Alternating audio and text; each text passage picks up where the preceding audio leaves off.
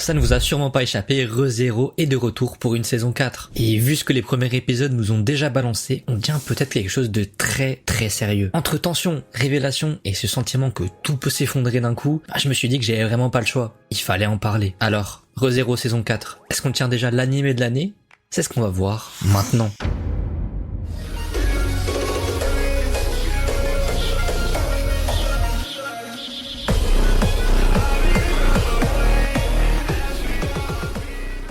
Vous l'avez forcément vu passer sur TikTok ou sur YouTube, elle est le symbole de cette saison 4. Un événement tant attendu par la communauté et les fans qu'une simple edit fait des millions de vues. Et forcément, si cette saison 4, elle fait autant parler d'elle, c'est clairement pas un hasard. Depuis son annonce, l'attente autour de cette nouvelle saison est énorme. Et les premiers épisodes ne font que confirmer la chose.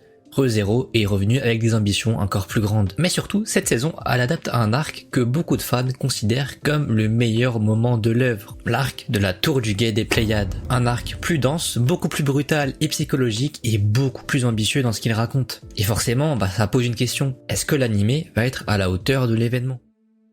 Après avoir arraché une victoire de justesse dans la cité aquatique de Pristelia, Subaru et ses alliés font face à une nouvelle énigme. Une piste émerge alors, celle de Shola, une mystérieuse figure que l'on décrit comme omnisciente, capable de voir tout et de tout savoir. Leur destination est toute trouvée, la tour de guet des Pléiades.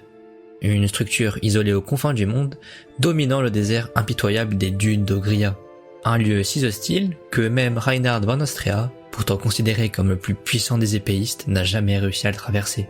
Mais malheureusement, Subaru n'a pas le luxe d'hésiter. Rem est toujours plongé dans un sommeil profond et l'existence même de Julius a été effacée de la mémoire du monde entier, de tous, sauf de lui. Alors, une fois encore, Subaru avance, droit vers l'inconnu. Mais cette fois, quelque chose est différent. Pas de solution évidente, pas de retour en arrière simple. Et surtout, personne pour le sauver. Il va devoir s'en sortir et survivre dans ce désert, mais surtout, dans cette fameuse tour qui semble peu accueillante.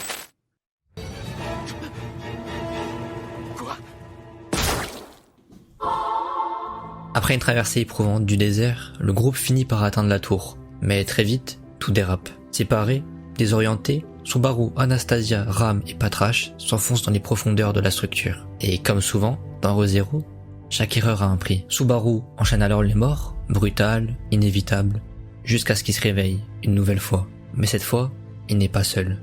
Face à lui se tient Shola, une entité aussi énigmatique que dangereuse, persuadée d'avoir enfin retrouvé son maître. Flugel, un nom oublié, mais chargé d'histoire. Et contre toute attente, Shola décide d'aider Subaru. Elle lui accorde un accès total à la tour et se plie entièrement à sa volonté. Mais malheureusement, une révélation vient tout remettre en question. Shola n'est pas le sage. Ce titre appartient en réalité à Flugel, son maître disparu depuis des décennies, voire des siècles. Pour avancer, Subaru ne semble avoir qu'un seul but: atteindre la bibliothèque, un lieu mythique où le savoir semble infini. Et pour y accéder, il doit prendre part à une épreuve étrangement taillée pour lui. Et une fois à l'intérieur, les règles changent complètement. Ici, lire le livre de quelqu'un, ce n'est pas simplement apprendre son histoire, c'est la vivre. Et alors que la bibliothèque ne mène à rien, Subaru et ses amis décident de rejoindre la seconde épreuve, où ils vont devoir affronter un simple manieur de bâton. Et c'est précisément là que cette saison, elle change de nature. Parce que contrairement aux saisons précédentes, ici, ReZero ne se contente plus de mettre Subaru face à la mort ou à des dilemmes. Ici, il est confronté à quelque chose de beaucoup plus complexe. Un monde qui ne cherche plus seulement à le tuer, mais plutôt à redéfinir ce qu'il est entièrement. Et la Tour des Guet des Pléiades n'est pas un simple environnement comme les autres. C'est un système fermé qui isole Subaru du monde extérieur, lui empêchant d'obtenir toute aide et ainsi l'obligeant à reposer sur ses propres capacités. Dans les arcs précédents, Subaru peut toujours suivre le même schéma: observer, mourir, comprendre, corriger et survivre. Mais cet arc donne l'impression en fait simplement de redéfinir à l'entièreté de la boucle et de briser ce qui était toutes nos certitudes. Parce que ici, la Tour des Guet des Pléiades semble être un monde à part, où elle a ses propres règles, ses propres défenses, ses propres attaques. Subaru est donc plongé dans un nouveau monde qui semble totalement le dépasser. Et c'est notamment ce point-là que j'aimerais souligner sur cette analyse de la saison 4 et de l'arc 6. La tour semble en fait agir comme un anti-système de progression, comme on nous l'a appris avec Subaru depuis le début. Ici, elle semble totalement réadapter l'ensemble du monde et l'ensemble des décisions que va devoir prendre Subaru. Elle possède ses propres règles et des règles initialement mises en place par Flugel il y a 400 ans. Très vite en fait on comprend que cette tour elle est liée à la notion de la mémoire. Et forcément dans Re:Zero et encore plus pour Subaru, bien la mémoire c'est quelque chose de fondamental vu que c'est ce qui lui permet de répéter en boucle son schéma qui lui permet de survivre et de surmonter l'ensemble des obstacles. Et ici bien cette idée elle est poussée à l'extrême. Lire un livre c'est littéralement vivre le passé d'un mort.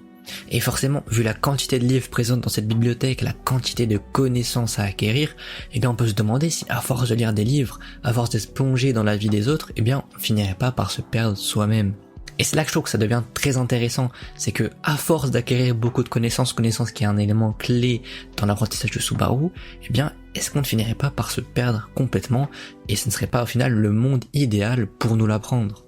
Et ici je trouve que le nouveau personnage qu'on nous introduit, Shaola, eh bien elle incarne parfaitement cette idée-là. En fait, elle n'est pas simplement un personnage de fanservice pour faire plaisir aux gens et donner un petit caractère humoristique, égocentrique, c'est clairement un personnage qui est resté figé dans le temps et qui est là simplement pour nous montrer, eh bien, l'époque d'il y a 400 ans. Elle est en fait une entité figée dans une logique ancienne, incapable de recontextualiser tout ce qu'elle voit. Pour elle, Subaru est Flugel et elle ne remet jamais en question son raisonnement. Pas de nuance ni d'évolution de cette certitude. Et c'est en fait ce qui rend à la fois fascinant et intéressant ce personnage de Shaola, c'est qu'elle ne remet jamais en question ses certitudes qui ont été pourtant acquises il y a 400 ans. Et donc derrière elle, il y a forcément un personnage très intéressant, Flugel, qu'on aborde très brièvement, mais qui va prendre énormément d'ampleur à travers cet arc et cette saison 4. Plus on avance dans la tour et plus ce nom, bien il semble influencer les événements sans qu'on en parle directement ni qu'il apparaisse. La tour existe autour de lui et les mécanismes de la bibliothèque et des épreuves semblent graviter autour de sa logique à lui. Et même les réactions de Shaola laissent penser à une relation profondément ancrée dans le temps. Et donc ici, une entité qui semble très importante, donc celle de Flugel, à prendre une place centrale dans cette saison 4 et dans cet arc 6, vu qu'il s'impose un petit peu comme l'architecte de l'ensemble de ce monde-ci. Et Subaru dans tout ça, eh bien il va sembler devenir quelque chose de beaucoup plus différent que précédemment. Il n'est plus seulement un protagoniste qui apprend de ses erreurs. Il devient un individu plongé dans un environnement où les erreurs ne donnent pas forcément de réponse exploitable. Et dans un environnement comme celui-ci, je pourrais même dire que ça lui retire des certitudes. Et je trouve que justement, ça change profondément son rôle dans cet arc. Parce que ici, Subaru ne va plus se contenter de résoudre un problème et d'avancer. Ici, il va totalement se reconstruire et se redonner un sens.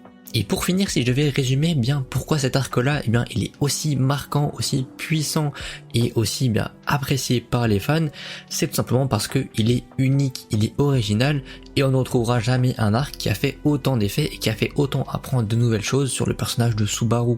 C'est un arc clairement centré sur lui, et là où on commençait à avoir une certaine routine, une routine qui peut être plutôt dérangeante, vu qu'au final, il n'y a rien de commun à ce que ce personnage qui est Subaru est en train de vivre, et bien ici, ça représente réellement une fracture entre tout ce qu'il se passe avant et ce qu'il se passe après. C'est un arc où il y a réellement un énorme développement sur le personnage de Subaru. Et l'univers tout autour de cette tour, semble totalement disposé à son développement. Et au-delà de cette petite analyse sur le début donc de cette saison 4, j'aimerais notamment parler d'un autre point, tout ce qui est au niveau de l'animation et de l'adaptation au light novel. Parce que Re:Zero c'est pas uniquement une œuvre où on doit mettre en avant l'histoire, il faut aussi bien savoir adapter l'œuvre originale, notamment savoir retranscrire l'intensité émotionnelle et psychologique de l'œuvre originale. Et sur ce point-là, je trouve honnêtement que cette saison, elle montre déjà quelque chose de très solide. L'animation ne cherche pas forcément à en mettre plein les yeux à tout moment, mais surtout, elle cherche à rester cohérente avec le light novel et à se rattraper sur bien certains oublis des saisons précédentes.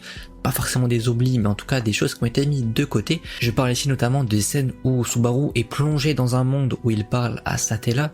Ici, on a enfin une adaptation pour la première fois dans cette saison 4. Et je trouve en fait que l'adaptation, elle arrive très bien à retranscrire un petit peu, cette embrouille qu'on a autour de la tour, qui en fait semble réellement immense, extraordinairement grand, mais qui au final semble en même temps être un endroit où tu n'arriveras pas à en sortir. C'est un endroit où en fait tu sembles bloqué dedans, et où tu risques de passer énormément de temps, et donc ça alimente un certain malaise et en même temps la création d'un nouveau monde justement. C'est que l'environnement est tellement vaste qu'il peut constituer un monde sans problème, mais qu'en même temps tu sembles bloqué dedans. C'est notamment ce que disait Shaola en expliquant les règles, c'est que il y a beaucoup de restrictions et que pour parvenir à quitter la tour, il faut suivre plusieurs procédures et notamment il ne suffit pas de casser la tour pour sortir. Dans tel cas, les amis de Subaru et Subaru lui-même simplement mourraient des mains de Shaola. J'ai franchement beaucoup apprécié la partie dans le désert avant d'atteindre la tour qui reste dans l'ensemble très fidèle à l'œuvre. Effectivement, l'adaptation de la saison 4 semble faire un choix très clair, rester très proche de l'œuvre originale. Certaines scènes sont légèrement condensées, mais globalement, le principal est conservé. les enjeux, les dialogues et surtout la structure émotionnelle de l'arc. Ce qui est crucial parce que je trouve que cet arc-là repose énormément sur une construction progressive du mystère. Et franchement, je trouve que cette saison 4, elle va pas être très simple à animer, mais j'ai quand même beaucoup d'espoir avec tout ce qu'on a vu depuis le début. Parce qu'en fait, cet arc, il repose énormément sur une énorme accumulation de connaissances, de savoir qui est tout à fait partielle, comme le représente beaucoup bien la figure de Flugel, et en fait, on doit surtout retranscrire une sensation de perte de repère de Subaru, autant que nous devons le ressentir. Donc pour moi, si l'animé il parvient à garder cette sensation bien de déséquilibre tout en restant lisible et compréhensible, bah pour moi c'est parfait et il a totalement réussi à adapter cette saison 4.